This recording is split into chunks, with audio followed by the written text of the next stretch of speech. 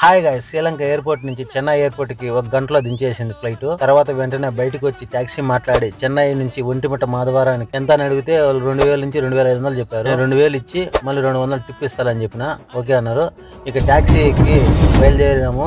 ఇంకా ఎట్లా మధ్యాహ్నం 1 గంట అయింది. దగ్గరలో హోటల్ ఉంటే అక్కడ ఆపి వైట్ రైస్ భోజనం చెప్పాము. నేను కోవిడ్ లో ఉన్నప్పుడు అనుకుంటా ఉన్నా అరిటాకు భోజనం తినాలని. అందుకనేమో ఇండియాలో దిగుతానే అరిటాకు భోజనం తినగలుగుతున్నా. ముందుగా వీళ్ళు అరిటాకు వేసి టమోటా పచ్చడి వేశారు. చాలా మందికి ఈ విషయం తెలియదు. అరిటాకు అయినా సరే కంచంలో అయినా సరే మనం ఇంట్లో తినేటప్పుడు ఫస్ట్ తెల్లన్నం పెట్టుకోకూడదు.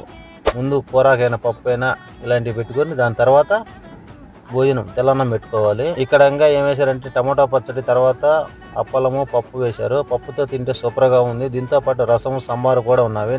నాకైతే ఇండియాలో దిగుతానే అరిటాకు భోజనం తినేదానికి చాలా ఆనందంగా అనిపించింది.